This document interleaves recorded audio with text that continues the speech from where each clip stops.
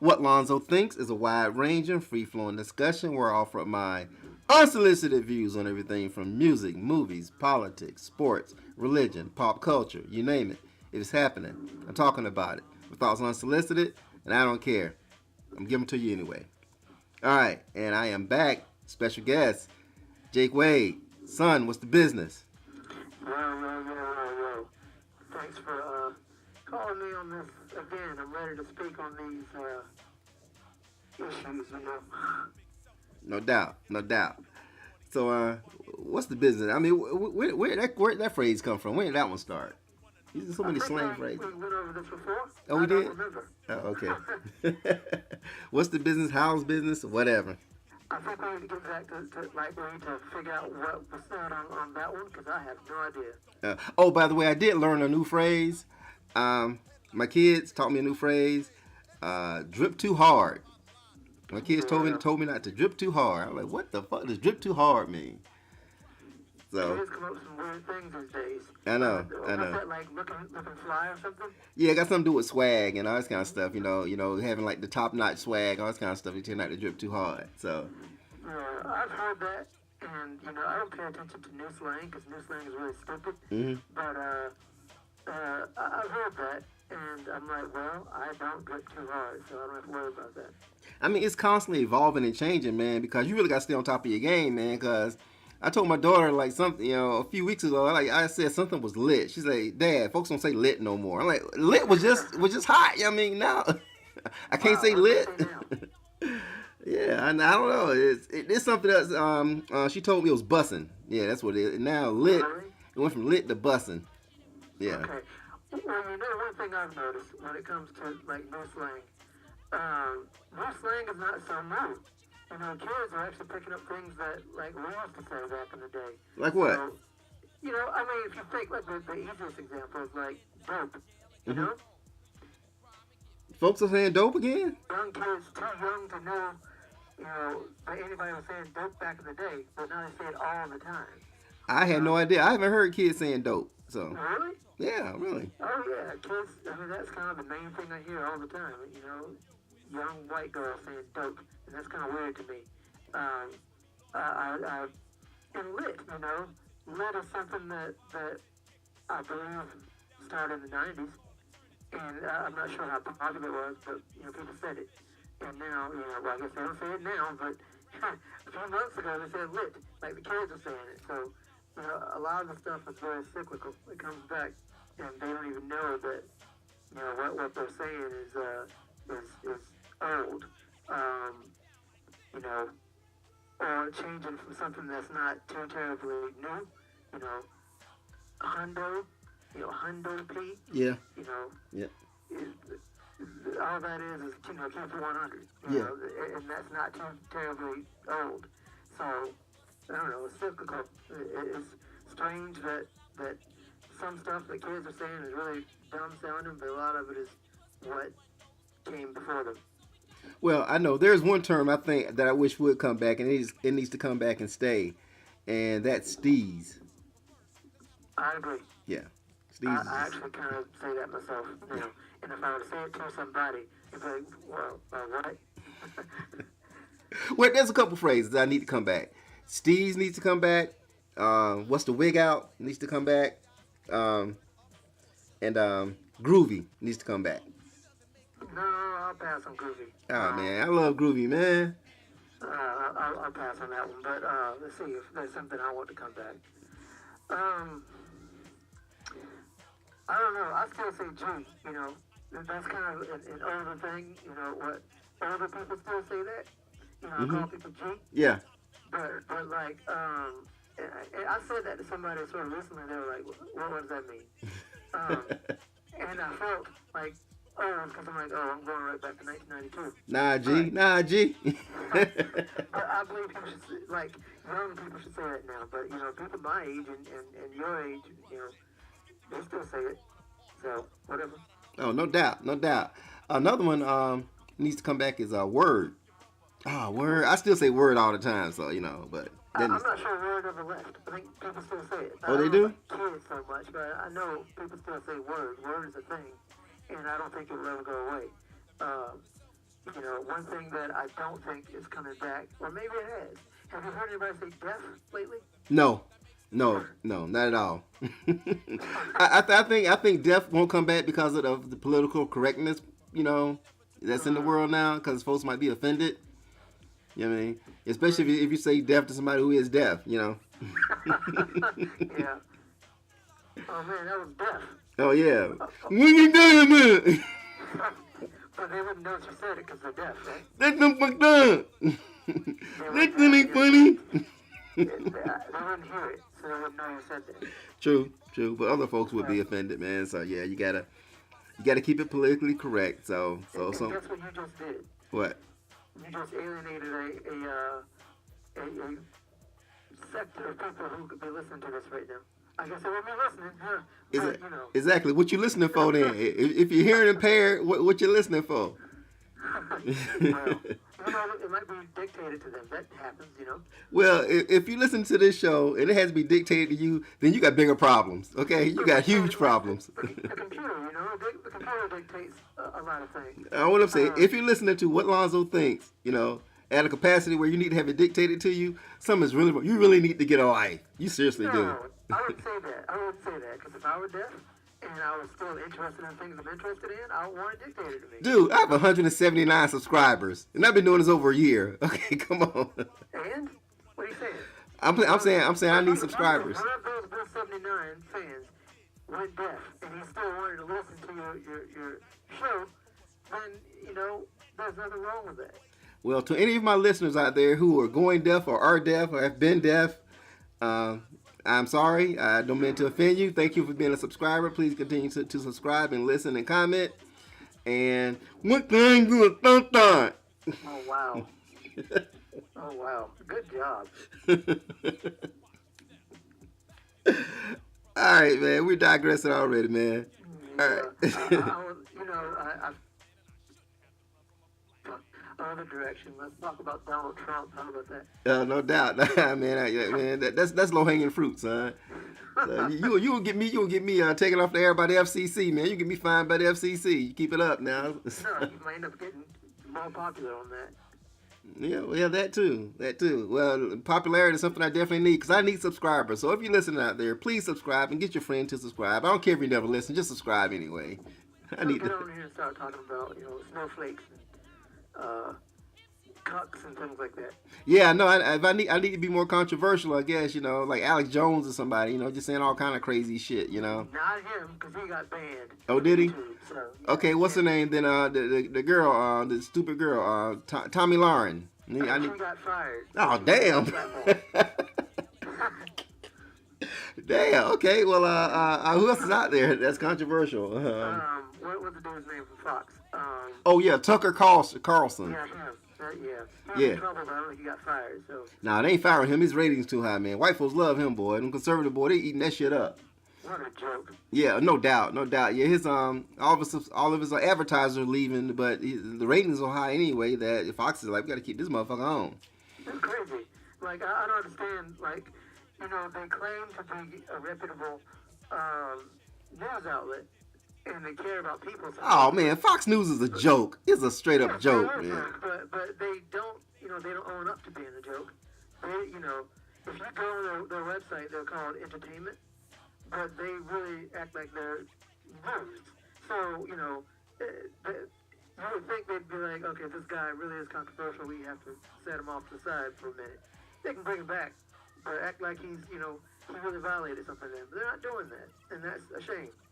Oh yeah, no doubt. But like I said, there's a segment of society, man, that eats that shit up, man. They watch it every night, and it just feeds into their prejudices and their biases and their bigotry, man. I mean, it is like spoon feeding these folks, man. So I mean, it's not going anywhere because it's enabling that ignorance, man, that hatred. So it's not going anywhere. So folks like Tucker Carlson and that Judge Pirro girl. Oh my God. She's gone though. She's gone. They got rid of her. Oh, they did. Yeah. Well, she'll come back in some other format. Then she'll resurface. I mean, but Tucker, he's they fired her or did they suspend her? I think they fired her. Really? Yeah. Okay. Well, good. So if Pirro, if you're out there listening, I'm glad you're unemployed now, and fuck you and your mother. Wow, that's great. Oh, and Tucker Carlson, fuck you and your mother too, and yeah, your mother and your father for having you, you rat bastard, racist Absolutely. motherfucker. I said it. Yeah. I wonder if you're losing subscribers now that people find out that you're a blackface liberal snowflake. Well, if I'm losing subscribers for my hatred of Tucker Carlson and racism and hatred and bigotry, good. I don't want your ass anyway. Fuck you and your mother too. If you're a subscriber who, if you're racist or a bigot, don't listen to my show. I don't want you around me anyway, because if I ever run across you in public, I'm gonna beat your ass anyway. So Yep. you know what, Right. and you know what? That's a perfect segue into the topic of our show, which is stop the violence. Yeah. Stop the violence. Yeah, stop the violence, or I'll beat you up. But you know what? That's actually that's what conservatives think. Well, that's what the alt right thinks that the left is like. That's what Antifa is. They want you to stop the violence or they'll kill you. No, it's not really the case. But okay. Yeah, exactly. I mean, and like I said, you know what? I'm not even gonna go down that road, man. I'm not even gonna get on these conservatives, man. I think I'm gonna say that for another podcast or whatever, for another show. Cause if I go down that rabbit hole, man, it'll be 6 hours later, man. We still would not talked about the main topic of this particular this particular show, man. So so we're gonna go ahead and steer it back on the course, Yeah. man. And Okay, I apologize. I'm the one who started it. But nah, it's okay. Nah, bro, nah, you. When I start talking about it, I go down, and it's not good. I gotta stop it. Yeah. So, anyways, conservatives, if you're out there listening, you have the right to be conservative. It's not against the law to be conservative. It's not against the law to be racist. It's not against the law to be an asshole. I mean, so you're entitled. I respect your right to be a conservative, and I respect your right to be an asshole. But I don't respect your right to say stupid shit on national TV that make other people think that you're right. So fuck you and your mother, all of you, and your mother. You got the right to be an asshole. And I got the right to tell you to go fuck yourself and your mother too, cause she a bitch. That's what we like about. That's what we like. Exactly. Speak their minds. Exactly. Speak your mind. Absolutely. Rat bastards. All right. So, in 1987, a fan was killed at a Boogie Down Productions and Public Enemy show. And the tragedy of this particular death really impacted KRS-One. If you don't know who KRS-One is, then that is your problem. Look him up, because he is a hip-hop legend. He's one of the greatest hip-hop artists and activists to ever walk the face of the earth. He's the founder of Boogie Down Productions, and the original member of Boogie Down Productions, and one of the greatest hip-hop crews of all time. And so this really impacted him, so he decided to start what they called the Stop the Violence movement. And this was in hopes of bringing together the hip-hop community to end the violence that was going on within the hip-hop community. So so that is what kind of prompted it all. And it's kind of strange, because actually a few years earlier, KRS lost his best friend and one of the founders of Boogie Down Productions, and his DJ and producer Scott LaRock, who was shot and killed. So it's kind of surprising that or prophetic or ironic that years later this tragedy would happen, and it prompted KRS to start the Stop the Violence movement. So I'm gonna stop right there and let you expand on that, if you don't mind. Well, I guess what I can say about it is, just spurred him onward to really want to make a difference. I'm surprised it didn't happen earlier when Scott LaRock was killed. But, when you're continually seeing the same thing happen over and over again, you want to do something about it. And with KRS-One having, the platform that he had at the time, being one of the more outspoken and popular rappers, he was able to go and join up with lots of people, assemble a team essentially to try to really bring a message to the black community through hip hop. And their goal was basically, hey, right now we're destroying ourselves. And we have this culture, we have this voice, and we need to do what we can to make sure that we don't continue to ruin our lives. Too many people are dying, and we got to do something about it. And when you have like a skill, like if you're a poet, an MC, or if you're someone who people will listen to because you have this certain skill, it would be kind of silly of you not to use your voice to do that. So I think it was very smart for him to go onward to do the Stop the Violence movement, starting with self-destruction. Absolutely. And I think maybe one of the reasons why he probably didn't do anything when Scott LaRock died is that BDP was still, in its infancy. So they really didn't have the voice that they had a few years later when this happened. So it may not have reached as wide of an audience. It may have just been localized, to the New York. Because I think they're out of South Bronx, weren't they? South Bronx, the South Bronx. Yeah. Yep. So it might have just been, regulated to relegated, should I say, to that particular area. So I think when the Stop the Violence movement came along, of course, BDP was then national hip hop superstars. So I think that might have had something to do with it as well. Well, anyways, he did assemble this group to make this record, and all the proceeds actually went to the National Urban League. And it was produced by BDP along with members of BDP, by KRS-One, shall I say, along with members of BDP, which was D-Nice. Also, Hank Shocklee of the Bomb Squad, Public Enemy, also assisted in the production. And they brought together a number of different rappers to do the song. Self-Destruction was a huge hit. It debuted at #1 on the hip-hop charts. And it held that spot for 10 weeks. So it was a massive hit. So I'm sure it raised a lot of funds. And it reached as high as number 30 on the pop charts. So by any measure, it was a huge success, the Stop the Violence movement. So that being said, we're still going to talk about it. And we're going to treat it just like we treated, what was it? We Are the World. And Do They Know It's Christmas? We're going to talk about these artists. And we're going to try to determine who deserved to be there, who didn't deserve to be there, and we're gonna kind of give our thoughts on everybody who was involved in it. So it wasn't as many stars or as many people involved as We Are the World or Band Aid, but yet and still, even with the smaller collection of rappers, I'm sure there's a couple folks who probably didn't belong to be there. What do you think? Maybe we will see. Yeah.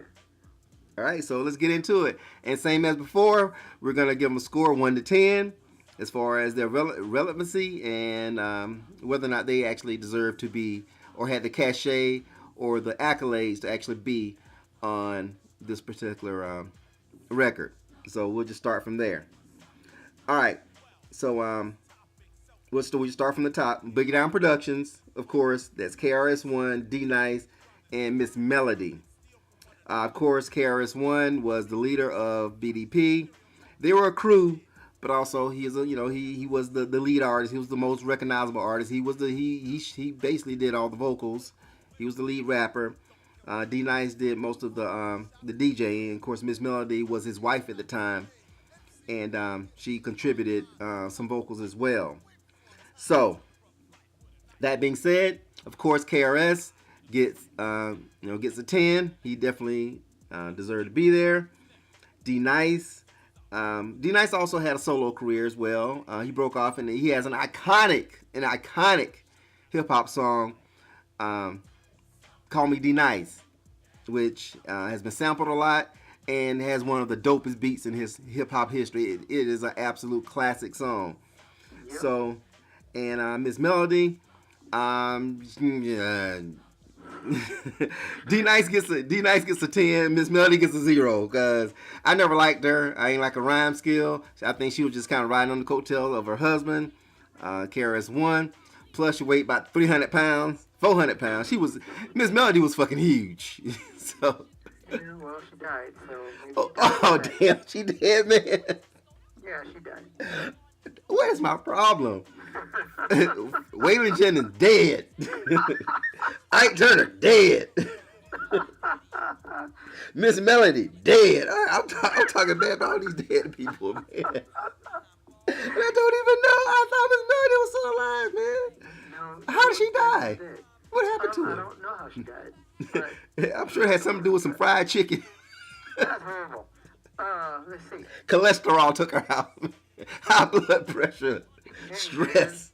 that's hitting home right now. I'm Um, sorry, man. I'm sorry. um, uh, she died at the age of 43, undisclosed causes. So we don't know why she died. Yeah, I know. I know why she died. Pork, the other white meat. Well, dude, pork is good. So, In moderation, son. I'm vegan now, so I can talk about anybody who eats meat. So, oh man. Miss Melody, to the estate of Miss Melody, I apologize. I'm sorry that she's gone. She is, even though I didn't like her as a hip hop artist, she is still part of the lexicon of hip hop and the foundations of hip hop.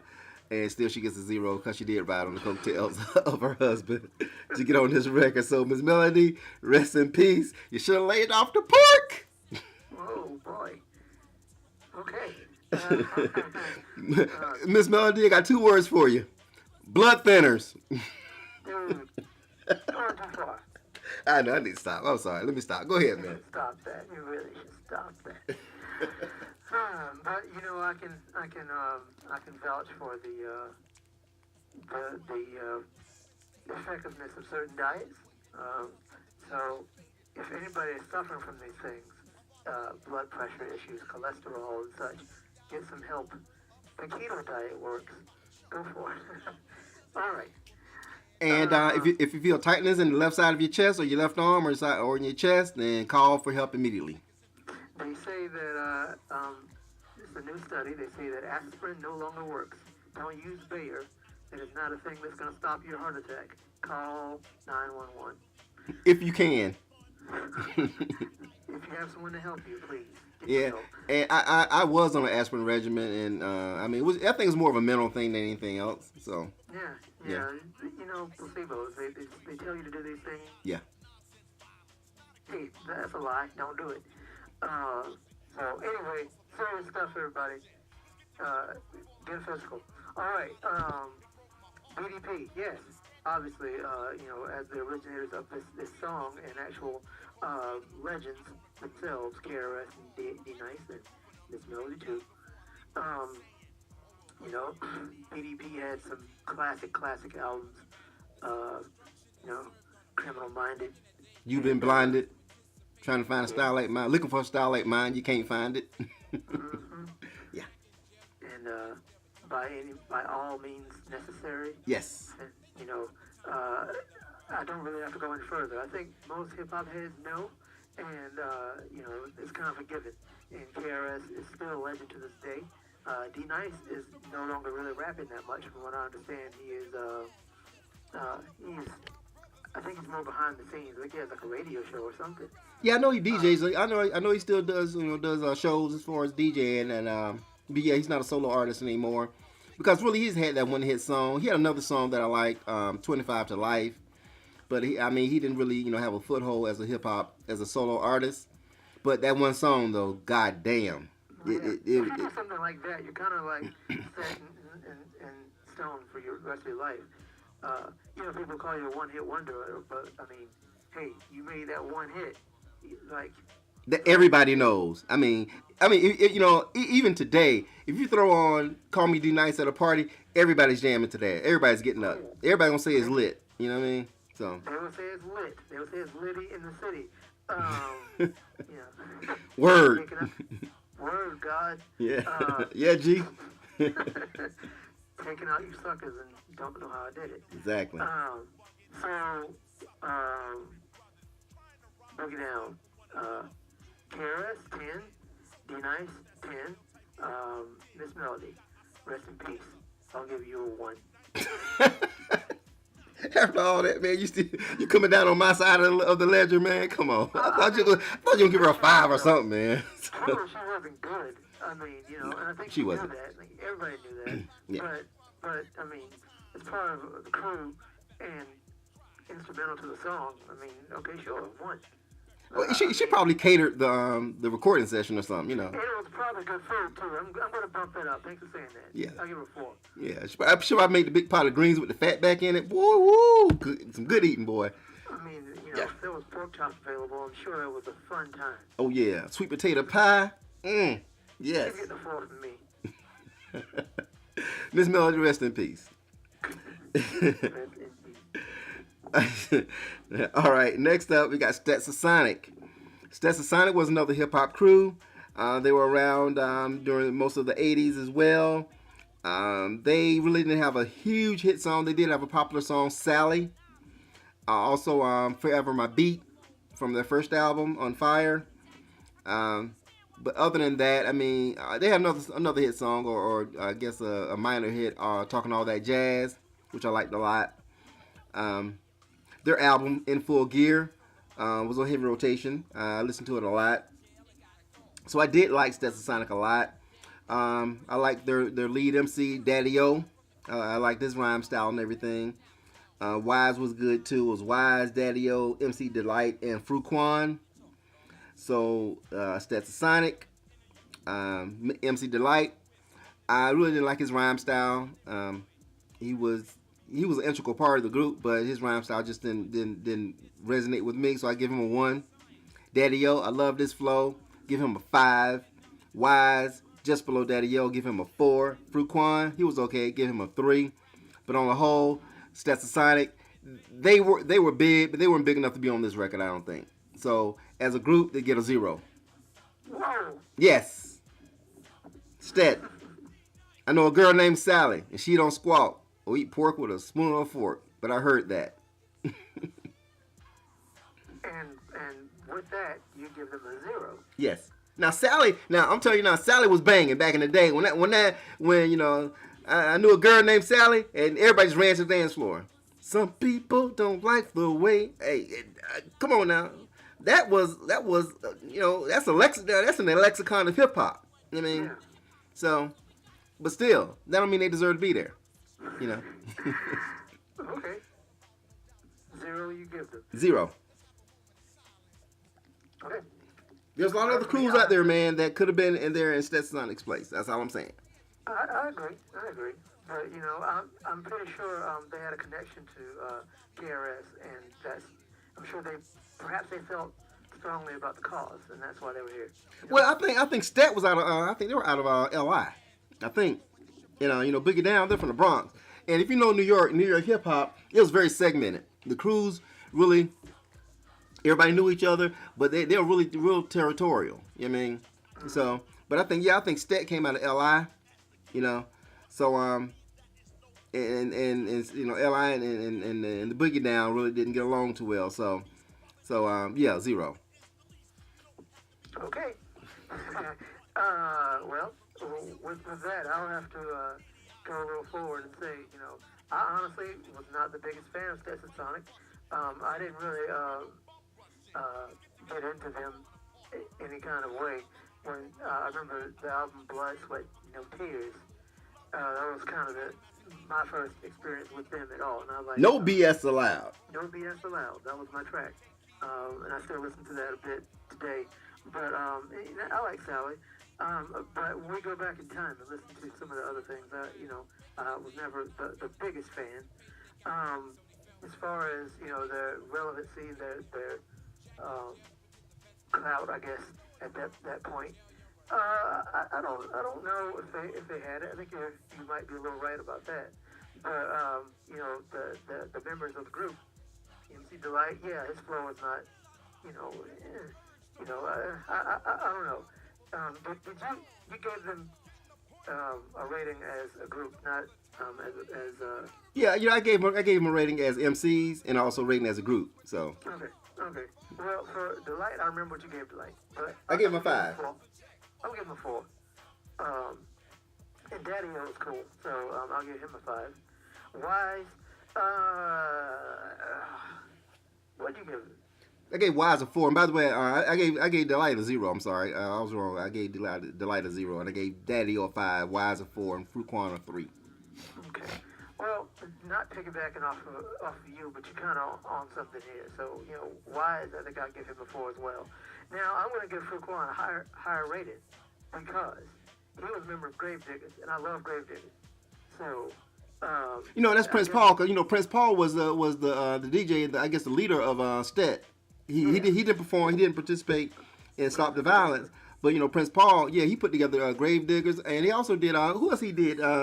He was instrumental in the formation.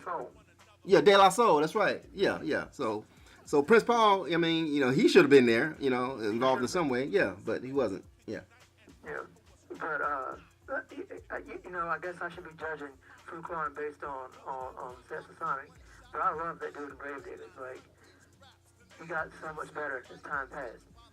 I don't really want to rate him in Setsasonic. I'm gonna give him like a 7. But Setsasonic as a whole, I would say a 4.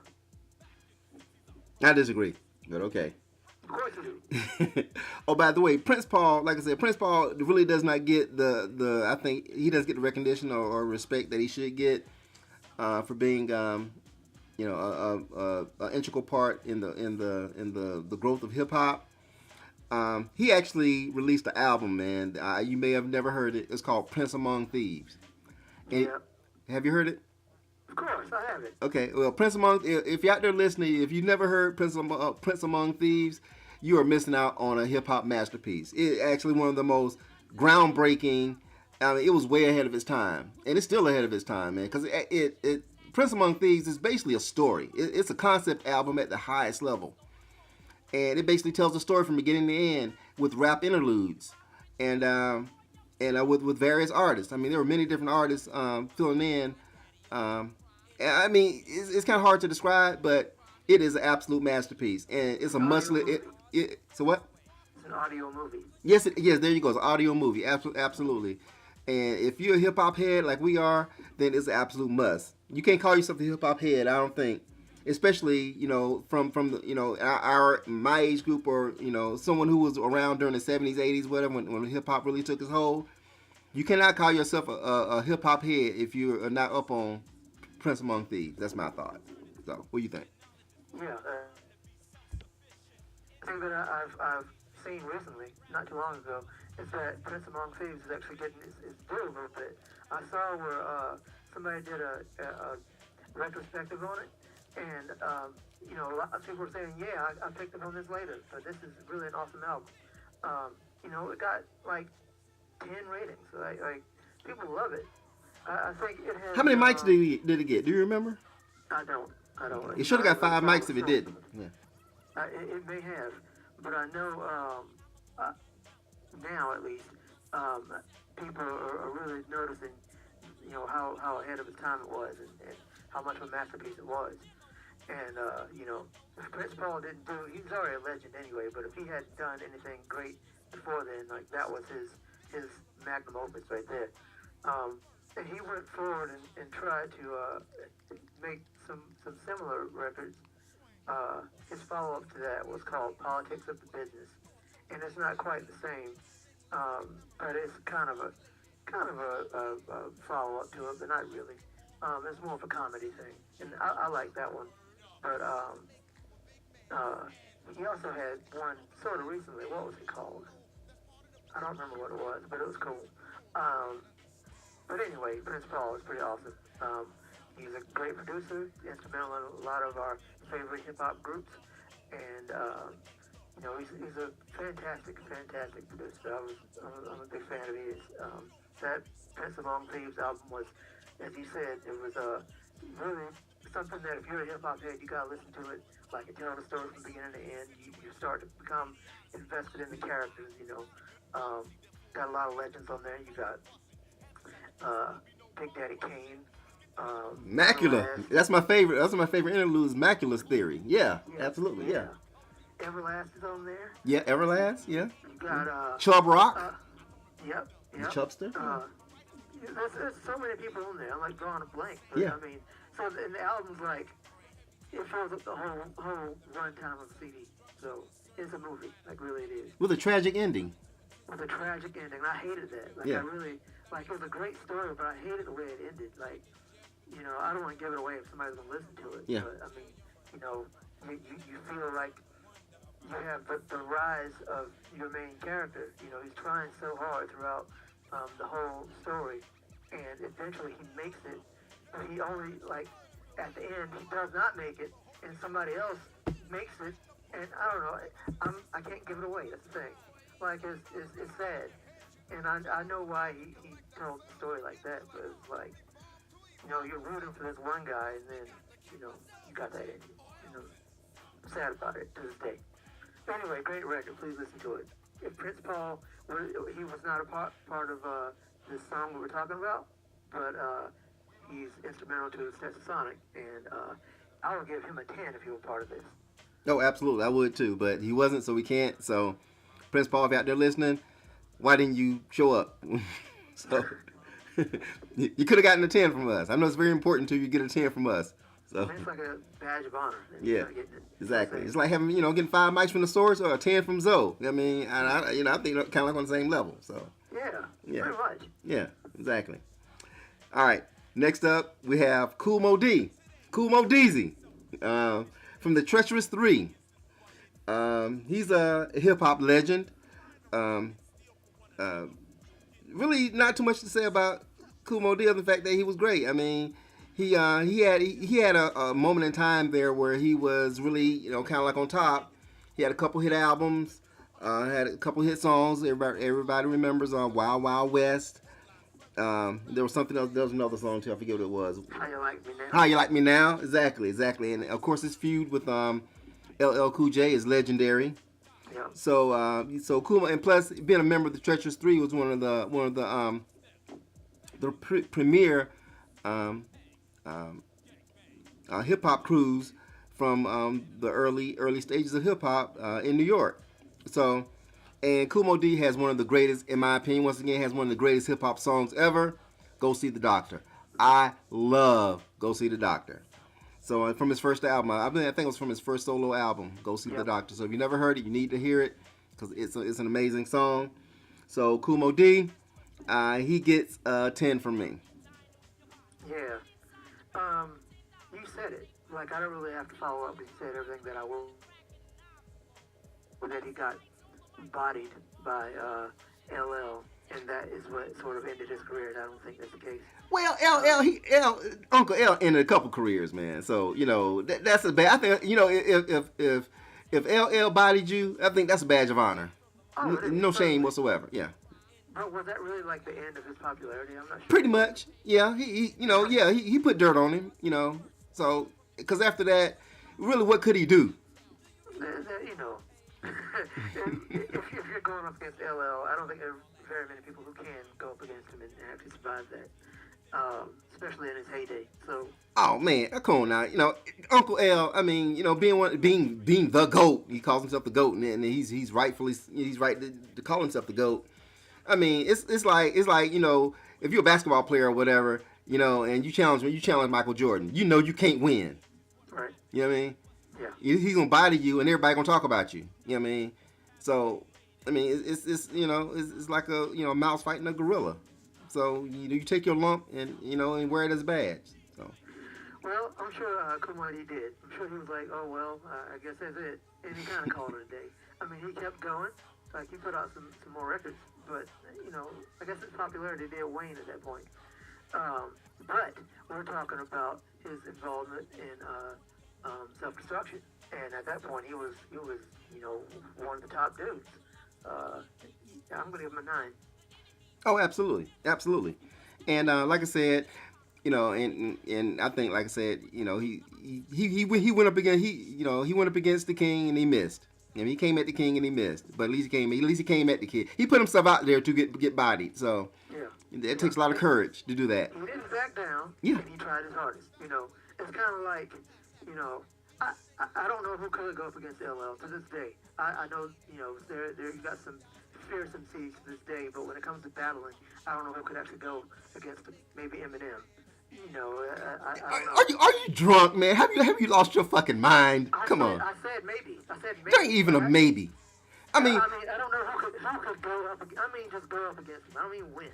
Who could actually battle LL and maybe like get a cut in him. I think Meth probably could. No, Meth couldn't because Meth is not a battle rapper. He'd say it himself. Well, He's not a what battler. Nas possibly Nas could possibly get a lick in. So it's tough, man. It's tough. It's tough because, and I think I've said this before on a previous podcast, or whatever, man. When LL is focused, if you catch his attention long enough for him to focus on you, and him to sit down, go in the lab for a couple hours, come out, you're done. You're done. He's the greatest battle rapper I've ever heard.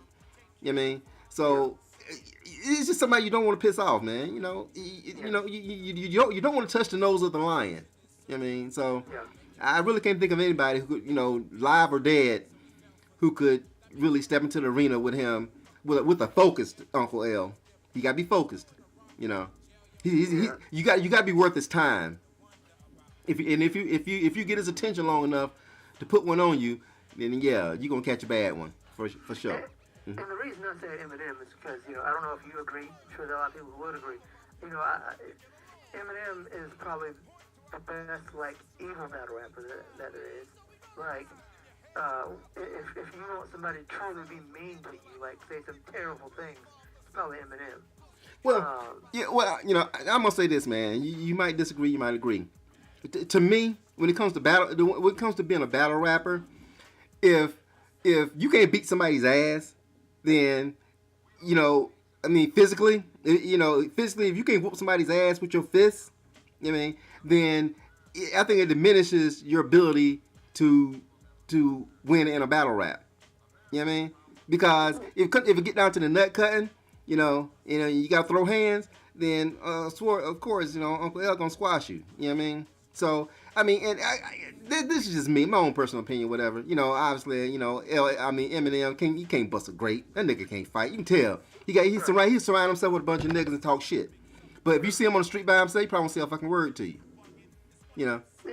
So I think that to me that plays into it a little bit, because you can talk all this shit you want to talk or whatever. You know what I mean? But at the end of the day, can you beat my ass? Well, I think it's true to say that Eminem is all talk. I think, that's obvious. But the thing about it is, the point of battling should be to keep it hip-hop. To kill somebody in the cypher, really, not to really go out and beat somebody, So, I'm not sure that, I get where you're coming from, but I don't like to think about it that way. But come on, this is hip hop. We talk about stop the violence, and hip hop, I hate to say this, but hip hop is a violent genre of music. You know what I mean? You know what I mean? So it shouldn't be that way, but it is. It is what it is. You know what I mean? So that factors in. You know what I mean? And if you don't believe me, ask Tupac and ask Biggie Smalls, or ask Jam Master Jay. Ask Freaky Tah. The list goes on and on. Yeah, but the thing about that is, so the problems with Biggie and Tupac is that they did not keep it hip hop. They were all about street violence, and that's unfortunate. And in the case of Jam Master Jay, he was caught by somebody I wish would fall off, really disappear. To this day I blame 50 Cent for it. Jam Master Jay was killed just because he was aligned with somebody. That's unfortunate, but. I think when it comes to words, a battle of words, you shouldn't want to be okay, this is going to go further if you don't stop. It shouldn't be that way, and that's not even the way I think of it. When even with LL, I'm not sure he was his goal was to finish somebody with his fist. I don't think that was really. I could be wrong. I'm not saying that was the objective, but I'm saying, if it come down to the nut cutting, you got to throw hands, then I can take you, and Eminem can't take nobody. That's true. So that's the point. You think Everlast though? Because I love Everlast, but he did take Everlast out. But I think if they were to go ahead and knuckle up, I think Everlast would take him out. I don't think Eminem can beat anybody's ass. B-Rabbit can't beat nobody's ass. Seriously, He don't give off the look though. He don't give off the smell of somebody who can kick somebody's ass. I've seen this type a billion times before. You know, you circle yourself with a bunch of big cut up ass niggas for out the hood or whatever, and you talk shit. I mean, because they got your back, because you put food on their table.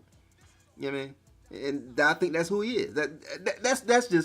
That's what he's always smelled like to me. I love Eminem. I love his style. I think he's one of the hip hop legends, whatever, right? But at the end of the day, he is what he is, though. Yeah. You know what I mean? So. You're right. You're right about that. Well, anyway, nobody can beat LL in a battle, and LL is not a part of the track, so. He should have been, but yeah. Should have been. Maybe his place was Stetsasonic. There you go.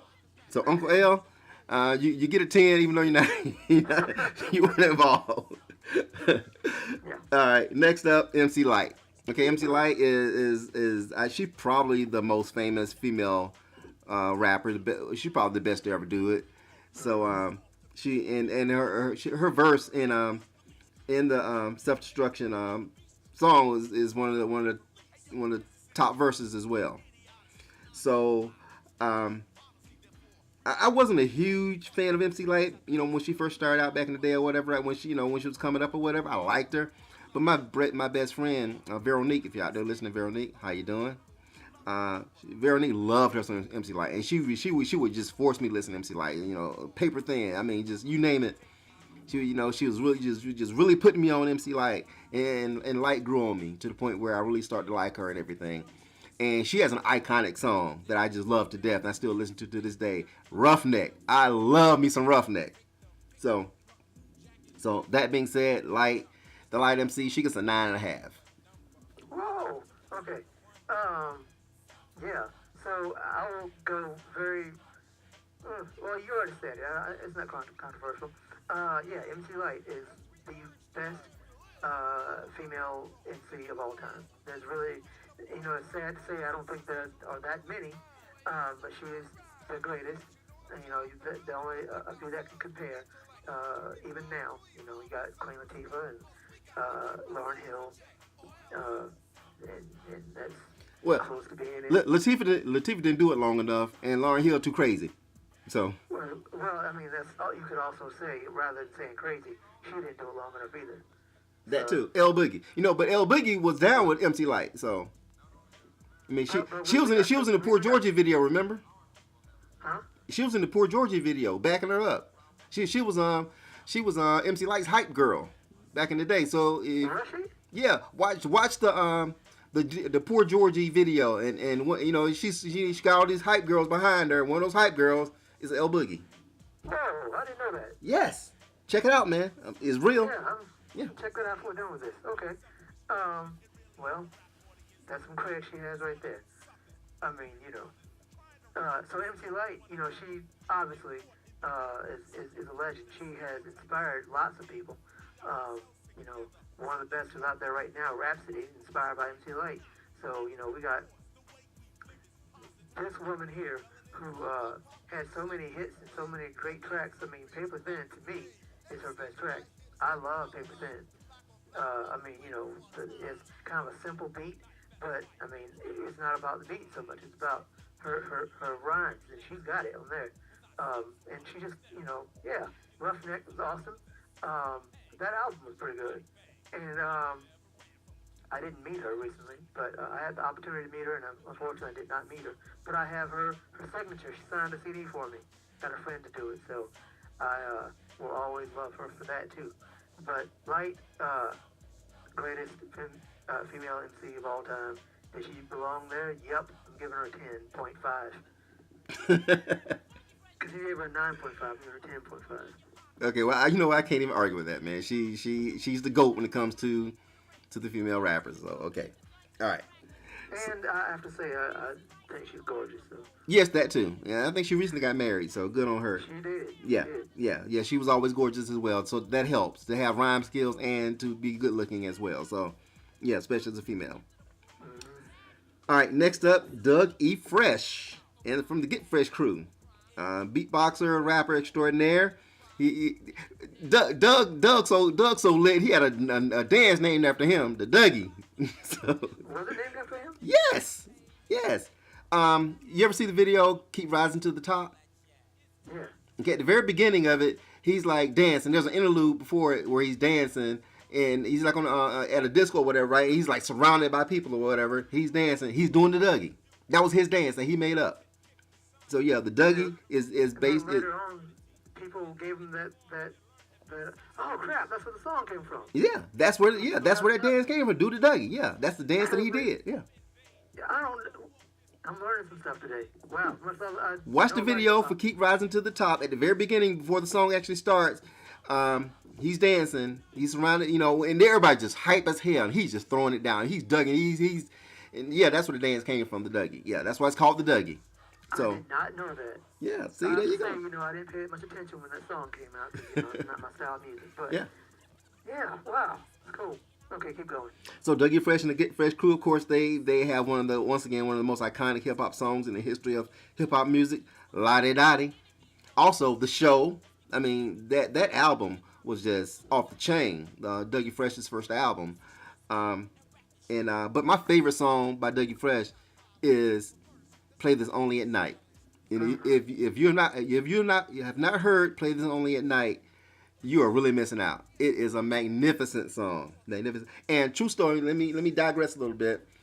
I went to a step show when I was in high school. Went to a step show at Fort Valley State University. Me and a friend of mine, Winfred Stanford. Yep. If you're listening, Winfred, how you doing, man?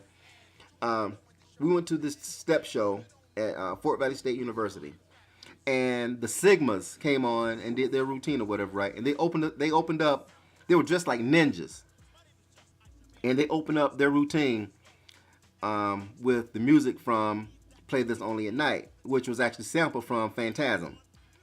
And to this day, it is one of the coolest things I've ever seen. The lights went out. It was just a blue light, and they were dressed as ninjas.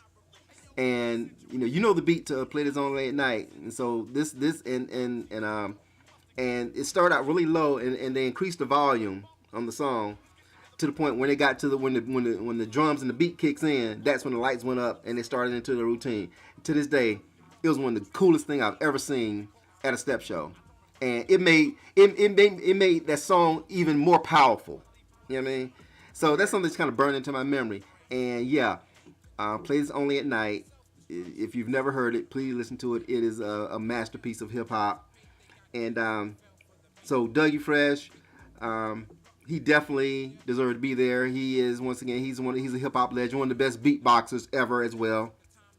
He's an iconic beatboxer. He is the best beatboxer ever. Plus, he was a friend of Prince, so he did a lot of work with Prince. So he gets an extra, extra star from me for that as well. So Dougie Fresh gets an 11. Okay. So yeah, everything you said is quite true. Dougie Fresh, he's an absolute legend. The Get Fresh crew. Everybody knows Slick Rick maybe had the better career, or at least the more popular career. But Dougie Fresh is a legend himself. "Play This Only at Night" really is like a banger to this day. So, but let me cut you off for a second. Does Slick Rick have a dance named after him? No, he does not. Enough said. Go ahead. Keep going. He's a ruler, but he doesn't dance, as far as I know.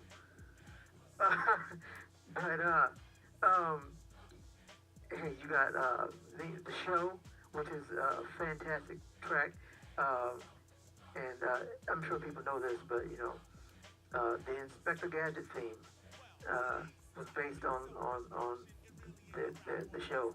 In case people didn't know that. I'm sure you knew that. Yes, I knew that, of course. Come on. I love Inspector Gadget, so I had to mention that. But yeah, Dougie Fresh with his beatboxing skills, that's probably what he's known for most of all right now. So you gave him an 11, but guess what? I'm gonna demote him a little bit. Aw, hater. Because Why? he's a Scientologist. Oh my God, man! Come on, really? Yeah, man. I'm giving it a 9.5 because Scientology bothers me. Man. So, I mean, I guess you can do what you want to do in your personal life. Exactly. Scientology got shit to do with beatboxing. So. It does not, but it bothers me, man. I'm not gonna get into that. I'm not getting into it. I'm giving him 9.5. Man, you wrong, but okay. All right, so Dougie gets a 9.5 for being a Scientologist. Damn. Yeah, you tough. Okay. All right, next up. Ooh, wow. Okay. I'm gonna start it off like this. This record you're about to hear, the original gangster of hip hop, contains explicit, dirty lyrics like fuck, shit, ass, bitch, your mother's dick, asshole, all that shit. Hit it, DMX. You don't know who I'm talking about? Oh, you expect me to continue? Nah, bro. Nah. I It's know all what good. you're talking It's about. all good. I didn't know you expected me to like join in there. Oh, no.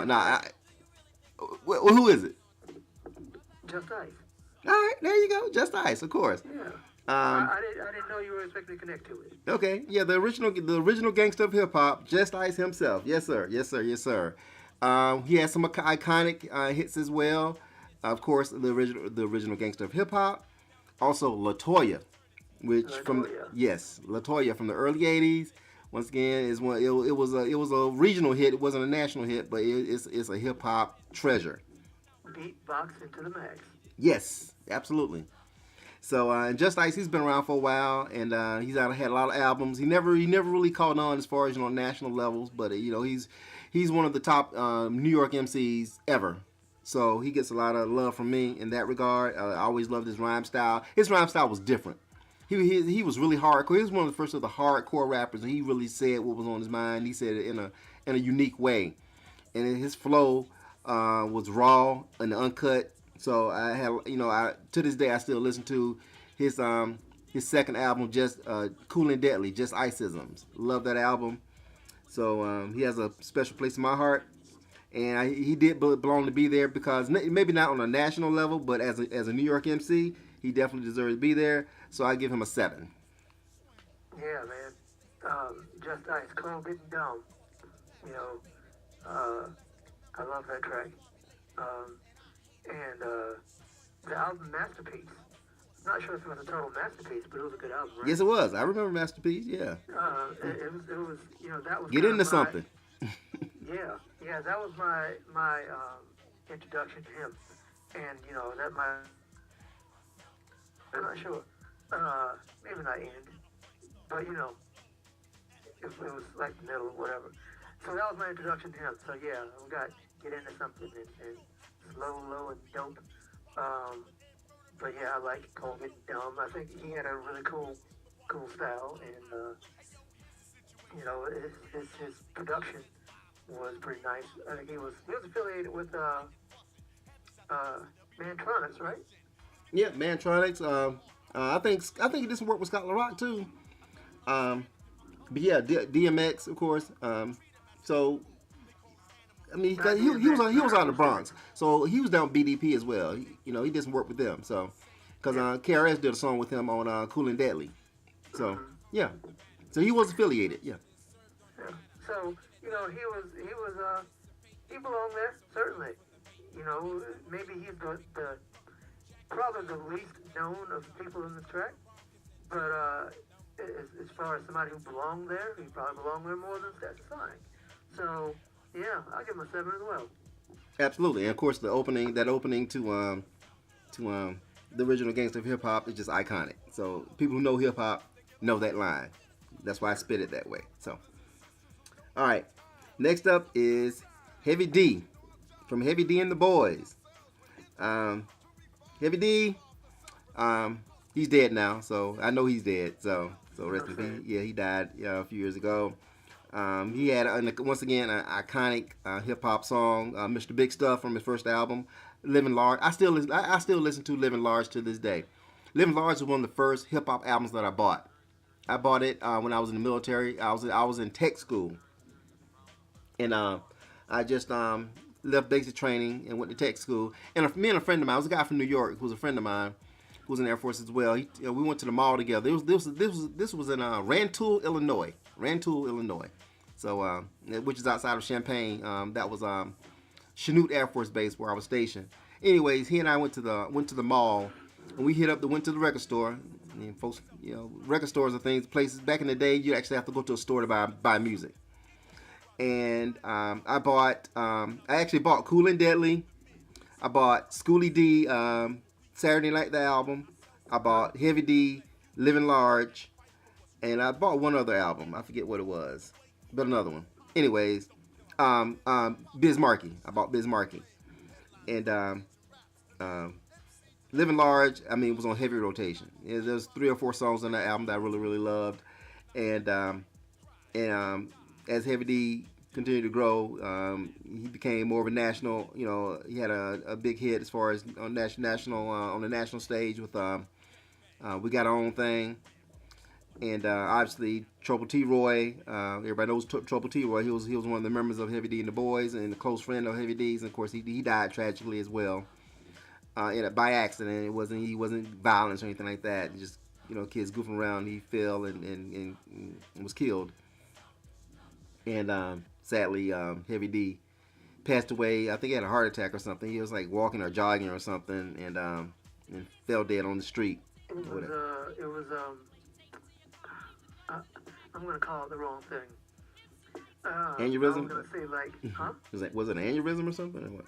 No, it was a blood thing. It was like, I'm gonna say deep vein thrombosis. It's probably not the name of it, but it was a vein issue, and it was caused by a long trip from on a plane. Oh yeah, okay, yeah. That's right, yeah.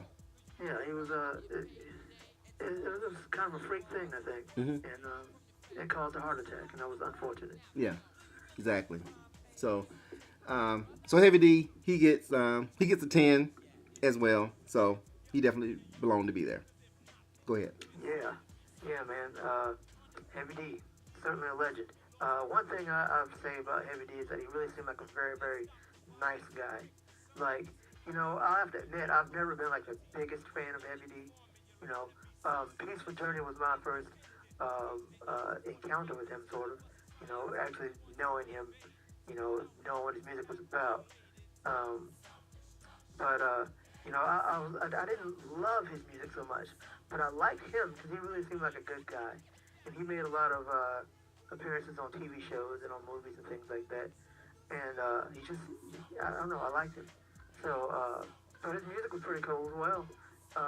What the things you named. From my perspective, I remember Don't Curse. That was a pretty cool track with a lot of legends on it. And one thing I like about Heavy D is that he was affiliated with a lot of guys I still love to this day. Pete Rock, Q-Tip, Big Daddy Kane, of course. So he has a lot of clout. And, he had some really great songs and some great albums. Blue Funk, to go back to that. I remember I was really into, what was that? Anyway, I was really into Who's the Man. That was a good track. I don't know, he put out some great stuff. Again, I didn't love him because, I would say, the reason I didn't love his music is because he did a lot of love-related songs. A lot of his stuff was geared towards the ladies. So maybe his stuff wasn't for me. Well, he called himself the overweight lover, so there you go. Yeah. And, he actually lost a lot of weight at some point and still called himself heavy. And his last few albums were reggae albums, which I did listen to. And I thought that was pretty cool that he was going that direction. I mean, he was a big boy, but, he was light on his feet, though. He could dance. I mean, so he and the boys, would dance and everything. I mean, so he was nimble on his feet. He was just, just big. Yeah. So, I was very sad when he died. To this day, I think he was a great guy, and I kind of miss him. It's kind of sad that he's not here anymore. So, but at that point, did he deserve to be there? Certainly, absolutely. Oh, absolutely. Yeah. All right. So, next up is, and last but not least, Public Enemy, Chuck D, and Flavor Flav. And of course, Public Enemy is probably second to Wu-Tang, the greatest hip hop crew ever. I mean, I guess from a political standpoint or from an activism standpoint, they're the greatest hip hop group ever. if you look at him from that standpoint. Chuck D, one of the greatest MCs to ever touch a mic. I mean, this dude, just next level, just next level. So, and they released probably the greatest, one of the greatest hip hop albums. Not greatest hip hop albums. One of the greatest albums ever. It Takes a Nation of Millions to Hold Us Back. I've listened to that album thousands of times, thousands of times. Also, Yo Bummer Rush the Show was their debut album. I know we said we were gonna do a show just on Public Enemy, so I'm not gonna go too deep into them. But these guys are absolute living legends, living legends. Chuck and Flav. But Chuck D, as far as a MC within a crew, he stacks up, close to the top as well. He's in that top 5. They definitely deserve to be there. Anyway, I guess from an activism standpoint, absolutely. So Chuck D and Flavor Flav, they both get 15s from me. Yeah, man. So if you've heard me on here, I've done several shows with you, and nearly every time I have to mention Public Enemy at some point. Why? Because, you're right. Probably the second best hip hop group of all time. And I think I've probably said enough about them until we start, until we do the show about them just total. But Public Enemy is like, it kind of like something I can't put into words. A big reason why I love hip hop to this day. And as far as activism goes, Chuck D's still at it. Like, that's still like his thing. You may not, Public Enemy is they're not like in the public eye anymore. They're not making hit albums. They sure did have a long string of amazing like classics. And to this day they still make awesome music, and they're still, trying to bring the black mind back. I love that. So, Chuck and Flav together. Even Flav, people, Flavor's the Joker, okay? So that's what he's always been called. He's like the jester of the group. And he was absolutely necessary for the serious tone of the group, lighten up the mood a bit. So he's had some issues in his life, and people see him as kind of being, a joke, which he kind of is, but on purpose. So, but he deserves, and I'd have to say Public Enemy are the highlight of this track because I love Public Enemy so much. So I'm gonna give them a 20. You always gotta try to top me, man. Yeah, man, I have to, because either I'll top you or I'll like go below you, like totally below you, because sometimes you're off base. But I can't say enough about Public Enemy. If we're gonna rate people on a list, if you have Wu-Tang on the group, on the song, I'm gonna give them a 50, right? So I'm gonna give Public Enemy 25 right now. Stop it. Okay. But I agree with you though. Okay, I do agree. You're all right. They are deserving of whatever score you give them. So William Drayton, by the way, that's his name, William Drayton. So Flavor Flav. Well, the clock can tell let you know what time it is. Exactly. And I think his buffoonery actually balanced out the group a little bit. So it was an integral part, and the group doesn't work without Flav. I mean, because you can't be serious, because it's going to wear people out. It gets redundant after a while. So having that balance really made them, more accessible to people who probably would not, want to hear that message. So. Yeah, I mean, without Flav, Public Enemy would be Immortal Technique, if you know what that is. Yeah. In a lot of hip hop circles, people who want to be like fake woke hip hop heads, they'll always bring up Immortal Technique as being like the best or something. And I think he's pretty cool, but Immortal Technique is so freaking humorless. He's serious all the time. His songs and his themes are always so grim. It's like he doesn't have a bit of humor in his body at all. So if you're talking about, I think Chuck D has a lot of humor in his lyrics too, whether it's not overt all the time, but I think there's a lot of it there. Um, but if you were to take Flavor away from Public Enemy, then you'll get Immortal Technique, and that's kind of freaking boring. So, you know, Chuck and Flavor are the crew. Absolutely, absolutely, and I agree 100%. So, so but yeah, um, like I said, you can't be 100%, you know, serious, especially in hip hop music or whatever, right? Because folks are gonna tune you out, because sometimes folks want to listen to music and have a good time. They want to be, nobody wants to hear a sermon 24/7. Yep. So, I think Flav and Public Enemy and their producers and everybody, they did a good job of kind of, hitting you over the head with a sledgehammer, but also tickling your belly at the same time, and it Yeah. works.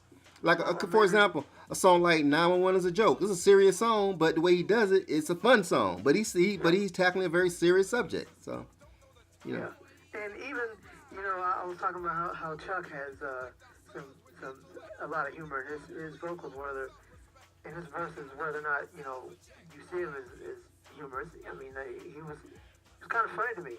A track that I find hilarious, whether it was meant to be or not. Polly want a cracker. yeah, You know, yeah, you're right. to me that's hilarious. Yeah, it is. Yeah. If you Uh, listen to it, um, yeah. yeah. So there's a we're doing a Public Enemy show now. I'm not gonna say much more, but I'm just I'm gonna go on a tangent if I keep going, but I just have to say, um, you know, yeah, you said it right with the sledgehammer and belly tickling, but or you can say like hit you with sledgehammer and then like just pat your head a little bit with feather dust or ice pack, you know. Um, give you a hug after it's over. Yeah. You know, so, oh man, I could go on forever about Public Enemy. I'm gonna stop. All right, man. I know. So coming soon, the Public Enemy show. We're gonna wax poetic just about them, and we'll be getting to say all the things we want to say. That's gonna be a long show, but hey, it'll be worth it. Like 5 hours. Exactly. I got a lot to say about them myself. So I mean, I've said it before. Their first 4 albums, shoot, first 5 albums are classics. I could talk about them forever. I feel you, man. I cannot disagree with you at all when it comes to that. Public Enemy is one of my favorite groups of all time, and they impacted me, in a great way, and it still impact me to this day, and I still listen to the music to this day. So, Yep. that being said, that does it for the Stop the Violence movement. Like I said, it was a great song. Um, it was a number one hit, raised a lot of money. It's a classic song, and self destruction. You're headed for self destruction. I mean, it just it was necessary at the time. It's necessary to this day because obviously with Nipsey Hussle and everything, it's still out there in our community and everything. It's not, we know violence is just part of human society. It's always going to be there, but at least these guys try to do their part to kind of mitigate it a little bit. So yeah. So the majority of the artists who were there really did belong to be there. So it was a great song, and if you never heard it, listen to it because it still resonates today. So, in closing, what you got to say? Uh, I think I may have said everything I need to say about it. I mean, I was gonna be a little negative, and I don't really want to do that. I guess I will. Um, Lightly negative. Uh, yes, a great track, and it was absolutely necessary, and it is necessary today.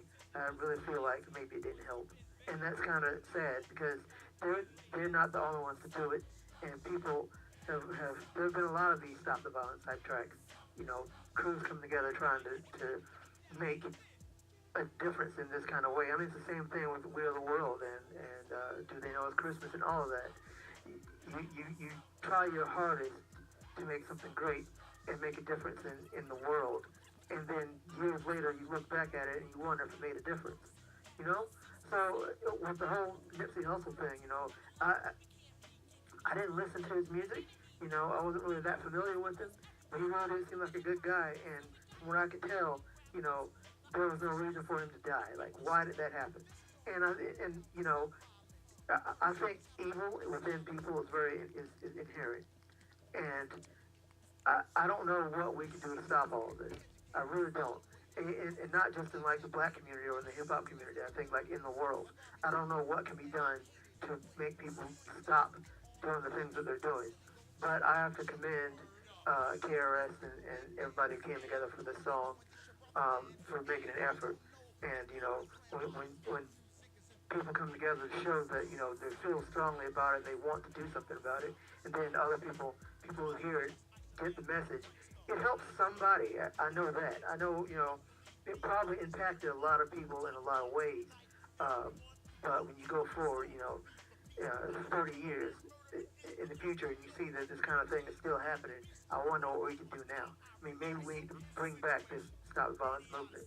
Maybe we need to do a self-destruction 2019 or something, 2020, because it it seems to really only be getting worse with the whole people putting emphasis on making money, you know, and you know material things, and I feel like within rap, basically, you know, what is popular with rap these days is talking about how much money you have, you know, what clothes you wear, what cars you drive, and that's, you know, that's always been an element of hip hop, but it seems like that is the total focus of rap these days, and where do you get that? You know, it comes from people talking about this kind of stuff and only valuing those things. And when people listen to that kind of music, you know, if you're an impressionable person, what you do is you go and you want to get like them. And how do you get that? Well, you sell drugs. You know, you hurt people. You try to bilk people out of money. And I feel like there has to be something that we can do. So we have to make an effort to stop this at some point. But again, I'll commend um, um, this movement at this time for trying, and let's try again. Well said, well said, and I can't disagree with any of that. So, like I said, we'll talk a little bit more in detail. I guess you know on our Public Enemy broadcast because of the activism and things of that nature, and the way that they try to make a positive impact in hip hop as well. So, that being said, stop the violence. Um, the Stop the Violence movement. What are your thoughts? What do you think about the song? Did you like it? Were we on target with our assessments? Were we wrong to go to give Miss Melody a 0? So let me know what you think about the Stop the Violence movement. Comment below, let me know, hit me up, subscribe. Like I said before, I need subscribers. Got 179 of you out there. I love y'all to death. Oh, I love y'all. We talk all the time, so I really appreciate my listeners. Yeah, so y'all keep listening to me, please do. And I do need more subscribers. So hey, refer to friends, share it.